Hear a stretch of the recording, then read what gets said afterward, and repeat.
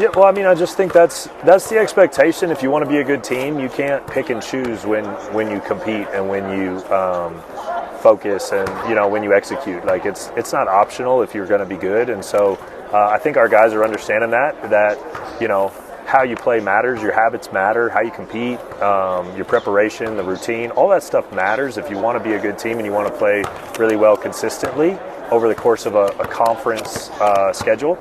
Then you can't pick and choose, and I thought our guys did a great job tonight.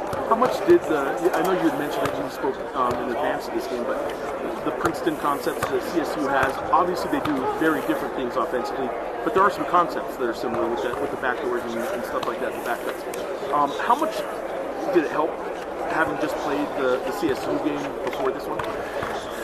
It probably helped a little bit just from seeing the same concepts, but we guarded it so differently that you guys did it way differently. Yeah, so we guarded it much differently. So, for us, that's a good thing, and there's some challenges in that and trying to switch up schemes. But I thought our guys handled it well, and it's something that, again, if you want to be a really good team, like you have to have some variance in how you play a little bit, and you can't just walk into a matchup and say, well, this one's not going to work for us, So I think guys getting exposure to some variation in how we guard is a real positive, and hopefully something we can build on going forward and use in future matchups. Okay, so Thomas, as weird as that was, Thomas quick start and then kind of slowed up a little bit, but probably by design. Yeah, I think he had 7 rebounds at the first media, but he Moses Maloned a couple around the rim where he got his own a few times, and we felt like this was a game where if we executed well, we could have an opportunity to get Milos some reps in there. So it was more just trying to get some other guys reps than anything that Tom was doing. I will ask some of those reps. Tomeo putting up some threes late. You guys are up big, but it's hard to tell a guy who doesn't play a whole lot to not run the offense, right? I mean, anything about him putting up threes, or is it just that he got his chance, so he was putting up some threes late?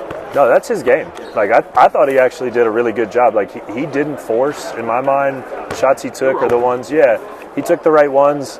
We tried to run a little action for him on a sideline, and it didn't materialize, and he went one more to Javis. Like, those are important things for him to not just, like, he could have shot more, and I thought he stayed within the concepts really well, and I think, for him, that's maturity to get out there when the game is, there's some separation, and you could easily chase points or numbers or whatever, and I thought he just tried to play the game, and I was pleased with Tomeo. Nice block, too.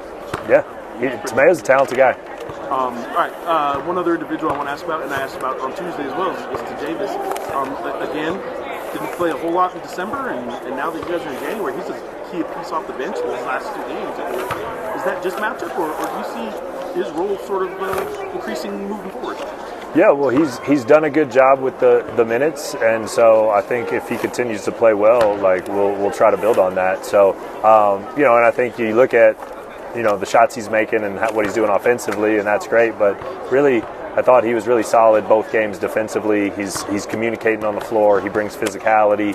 If he can impact the game defensively, the offense will come for him. And so, I thought he had a great week. I would be remiss if I didn't ask about Jake Hall's game. Jake Hall, I'm guessing, wins a Freshman of the Week this week. We'll see. But he had 2 good games on this road trip, and today, to me, I was a little surprised how many open looks he had.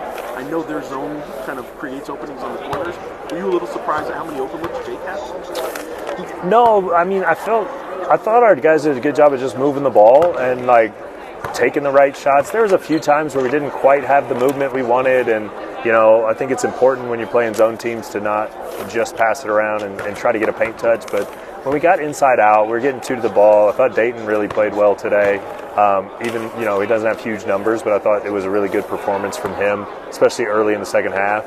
I think our guys are understanding roles, and they've known for a long time that Jake's capable from 3, and, they're looking for him, and he's ready to shoot it. So, yeah. You've mentioned his defense a little bit. I want to ask you one about your defense, the team overall. For whatever reason, I just noticed that against CSU, you guys hadn't given up a 6-0 run, right? Well, then I went back. You hadn't given one up in the second half against Wyoming, first half of this game, so you guys actually went 87 minutes before you guys gave up a 6-0 run. I don't know that 6-0 is anything other than just happens to be the number you guys had to give up in that stretch. But like, what is it about your defense that's been able, or is it maybe the offense? Maybe it's a both sides of the court kind of thing. But you guys just have not been able to, or not been allowing teams to give up, long scoring games. Yeah, I think that's complementary basketball. If you're only executing on one side of the ball, then those runs can happen because you're either giving up baskets consistently or you're not scoring, and so that's where those things come. So when those are limited, it's typically because you're doing a good job on both sides. All right, quick turnaround. I know you guys get home from a long road trip, but quick turnaround for a pretty impressive their last game anyway, Grand Canyon game on Tuesday. How do you guys get these guys to now turn the page on this one?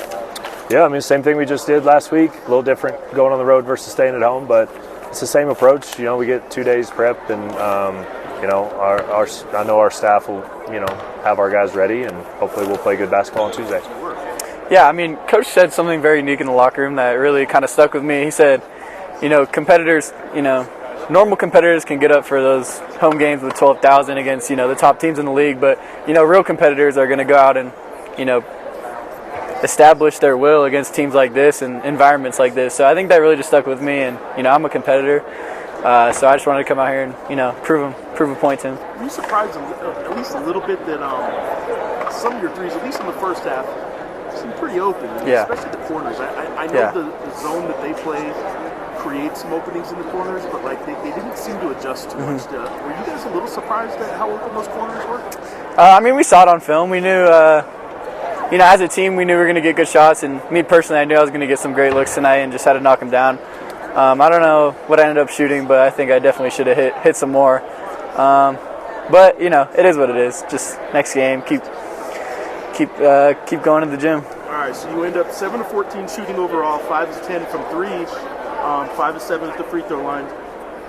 Since you just brought up that maybe you missed a couple, I'm going to bring up, there was one. Are we going to see a J. Call dunk this year? Because there was a breakaway. What happened on the breakaway, man? I don't know. Like you were saying, former Lobo missed a dunk down there, so it's got to be the rims, right? It's happened. It's got to be the rims. It might be the rims. I don't know. Who's going to give you a harder time, your younger brother or the guys when you guys watch film? Man, both of them, but probably my brother. Yeah. I think I already saw a text saying something about the dunk, and your brother? Oh yeah. Right when it happened, he'd probably text me for sure. Nice. All right. I'm sure you were fouled or something too, right? Yeah. Actually, I wish I could say that. I don't think the guy was using all that close. Something like that. All right. So obviously, you guys week-long road trip. You guys do get the 2 road wins. Where do you feel your game is right now personally, but also like this team right now? Where are you guys at right now, 5 games into the season?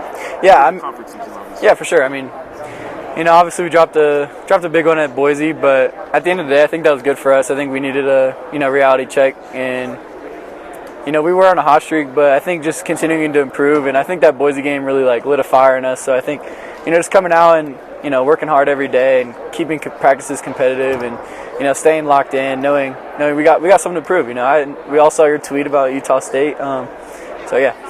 They're gonna run away with this according to ESPN. So. Obviously, you guys, long season ahead, obviously, but it is something you guys are kind of aware of. But your focus doesn't seem to be on anything but that next game. You guys have been pretty good about that. Even the Boise game, I thought you guys did what you wanted to do. Just shots didn't do what they wanted to do.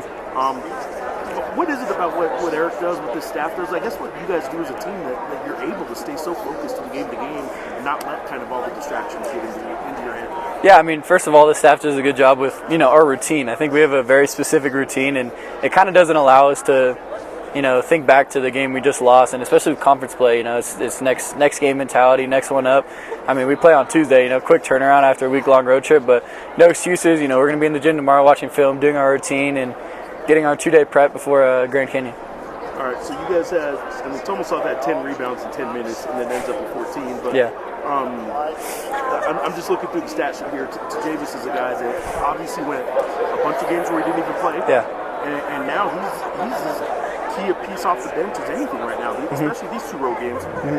What is it about Javis that sort of, I guess What do you think about seeing Javis not play for a stretch of games here in December, and now he's just as key a piece off the bench as anybody? Yeah, man, I'm so proud of that guy. I mean, just to be in the situation he was in, and keep his head down and keep working, and knowing his opportunity would come, and then seizing his opportunity once he got it in these past 2 games.